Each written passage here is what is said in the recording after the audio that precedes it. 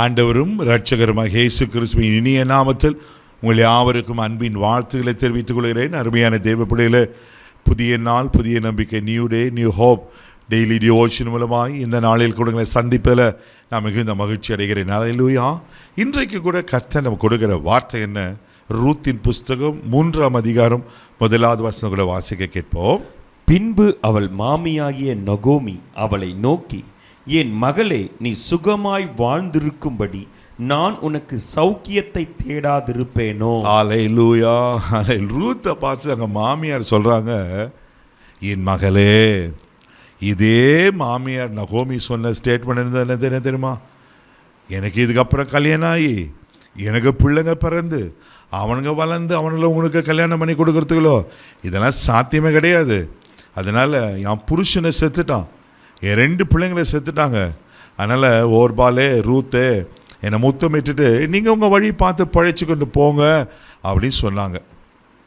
பாருங்கள், ஓர்பால் மாமியாருக்கு கீழ்ப்படிஞ்சு அப்படியே முத்தமிட்டு போயிட்டா. ஆனால் ரூத் என்ன தெரியுமா செஞ்சாங்க? ஊன் தெய்வம் தான் என் தெய்வம், ஊன் ஜனம் தான் ஏன் ஜனம். நகோமியை பற்றி கொண்டாலாம். பற்றி கொண்டதுனால நகோமி என்ன சொல்கிறாங்கன்னா, ரொம்ப அழகாக இருக்க பாருங்க, என் மகளே. அல்லேலூயா. இப்போ பாருங்க, போன்னு சொல்ல துரத்துன ஆள் இப்போ மகளேன்னு சொல்லி, நீ சுகமாய் வாழ்ந்திருக்கும்படி நான் உனக்கு சௌக்கியத்தை தேடாதிருப்பேனோ. கர்த்தர் ரூத்துக்காக ஒரு போவாசை ஆயத்தம் பண்ணி அந்த போவாஸ் மூலமாக முடிஞ்சு போன வாழ்க்கையை கர்த்தர் முற்றுப்புள்ளி வைக்காமல் கமாவா மாற்றி அவள் வாழ்க்கையை ஆசீர்வதிக்கிறத நான் பார்க்குறோம். நகோமியோட என்ன சொல்கிறாங்க? அவள் தான் என்னை நகோமின்னு சொல்லாதீங்க. நகோமின்னா இன்பமானவள். என் வாழ்க்கையில் இன்பம் இல்லை, என் வாழ்க்கையில் அழுக வேதனை. யோசித்து பாருங்கள், புருஷன் இல்லை, பிள்ளைங்க இல்லை, ஒரு அனாதை போல. ஆனால் அந்த நகோமி 4ஆம் அதிகாரத்தில் வாசிங்கன்னா, கர்த்தர் எனக்கு ஆறுதல் வர பண்ணினார் என்று நகோமி சொல்லுவாங்க. ஒரு உலக பிரகாரமான தாயே, ஒரு மாமியாரே தான் மருமகளுக்கு சுகத்தை தேடுவானா? பரம தகப்பன் உங்களுக்காக எனக்காக ஜீவனை கொடுத்தவர். தெய்வ பிள்ளையே, உங்களையும் என்னையும் ஆசீர்வதிக்கிறவர். உங்களுக்கு சுகத்தை கொடாதிருப்பாரா? நன்மையை கொடாதிருப்பாரா? ஆசீர்வாதத்தை கொடாதிருப்பாரா? ஆமென். நீ எதிர்பார்க்கிற முடிவை கொடாதிருப்பாரா? நீ எதிர்பார்க்கிற காரியத்தை கொடாதிருப்பாரா? அவர் இன்றைக்கு அற்புதங்களை செய்கிற கர்த்தர். சோர்ந்து போகாதீங்க. இந்த வார்த்தை ரொம்ப அழகாக இருக்குது. நீ சுகமாய் வாழ்ந்திருக்கும்படி நான் உனக்கு சௌக்கியத்தை தேடுவேன். அல்லேலூயா. நீங்களும் நானும் சுகமாக வாழணும்னு தான் ஆண்டவர் விரும்புகிறார். அதனால தான் 3 யோவான் புஸ்தகம் 2வது வசனம் இப்படியா சொல்லப்பட்டிருக்கு, பிரியமானவனே, உன் ஆத்துமா வாழுகிறது போல் நீ எல்லாவற்றிலும் சுகமாய் வாழ்ந்திருக்கும்படி நான் விரும்புகிறேன் அப்படின்னு சொல்கிறார். பாண்டர் நம்மளை பார்த்து சொல், பிரியமானவனே, நீ எல்லாத்தையும் சுகமாக இருக்கணும். தேவ பிள்ளையில ஒரு உலக பிரகாரம் தாய் தகப்பனுக்கே தான் பிள்ளை மேலே அப்படியேப்பட்ட ஒரு கரிசனை இருக்கணுமா?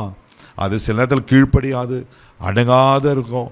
ஆனாலும் பாருங்கள், தான் பிள்ளைங்க மேலே எவ்வளோ கரிசனை இருக்கிறாங்க. ஆனால் பரம தகப்பன் நமக்கு சுகத்தை தருவதற்கு, நம்மளுக்கு ஒரு நல்ல எதிர்கால வாழ்வை உண்டு பண்ணுவதற்கு அவர் உண்மையில் இருக்கிறார். அவர் நமக்கு ஆரோக்கியத்தையும் சௌக்கியத்தையும் தருகிற கர்த்தர். சோர்ந்து போகாதீங்க. ஆமென். ரூத்துக்கு ஒரு அற்புதமான வாழ்வு உண்டாகமானா 2:12 அழகாக சொல்லப்பட்டிருக்கோம், அவரை நம்பி வந்தவனுக்கு அவரால் நிறைவான பலன். நான் சொல்கிறேன், கர்த்தர் உங்களுக்கு நிறைவான பலனை வைத்திருக்கிறார். ஆமென், ஆமென். கர்த்தர் உங்களுக்கு சுகமான வாழ்வு வைத்திருக்கிறார், மேன்மையான வாழ்வு வச்சிருக்கிறார். இப்போ இருக்கிற சூழ்நிலையை பார்க்காதீங்க, பயப்படாதீங்க. ஆமென். அந்த நகோமி சொன்னது போல, நான் தேடாதிருப்பேனா? ஒன்று சொல்லட்டுமா? 2026 வருஷத்துக்கு முன்பாகவே, உலக தோற்றத்துக்கு முன்பாகவே உங்களுக்கு எனக்கு வேண்டிய அத்தனை நன்மையான காரியங்களை ஆண்டவர் நம்மளுக்கு கொடுத்துட்டார். அவர் சிலுவையில் எல்லாவற்றையும் நம்மளுக்கு சுதந்திரத்தை வைத்திருக்கிறார். இதை விசுவாசிங்க. கண்டிப்பாக ஆண்டவர்களை ஆசீர்வதிப்பார். நீங்கள் சுகமாக இருப்பீங்க. கண்களை மூடி நம்ம வைக்கலாம். தகப்பனே, உமக்கு நன்றி சொல்லி நம்ம துதிக்கிறோம், வாழ்த்துக்கிறோம்ப்பா. என் மகளே, உனக்கு சுகத்தை தேடாதிருப்பேனோ சொன்ன நகோமி சொன்னது, அப்பா, யார் யார் என்னென்ன காரியத்தில் கலங்கி போயிருக்காங்களோ, ஆண்டவரே, நீ இவள் சுகமாக இருக்கும்படிக்கு, ஆரோக்கியமாக இருக்கும்படிக்கு, நீ இவர்கள் வாழ்ந்திருக்கும்படி நீங்கள் சிலுவையில் எங்களுக்காக ரத்தத்தை சிந்தி ஜீவனை கொடுத்தது, 3ஆம் நாள் உயிரோடு எழுந்து எல்லா சுகத்தையும் ஆரோக்கியத்தையும் நன்மையும் நீங்கள் ஆயத்தமாக்கி வச்சுருக்கீங்கப்பா. எனக்கு ஸ்தோத்திரம். இதில் வாழ்ந்திருக்க பண்ணுங்க, இதில் வாழ்ந்திருக்க பண்ணுங்க. இதில் ஆசீர்வதி. எல்லா மகிமை உமக்கு ஒருவருக்கு மாத்திரம் செலுத்துக்கிறோம். இயேசுவின் மூலம் ஜெபம் பிதாவே, ஆமென். கர்த்தர் உங்களை சுகமாய் வாழ்ந்திருக்க பண்ணுவார். தைரியமாக போங்க. God plus.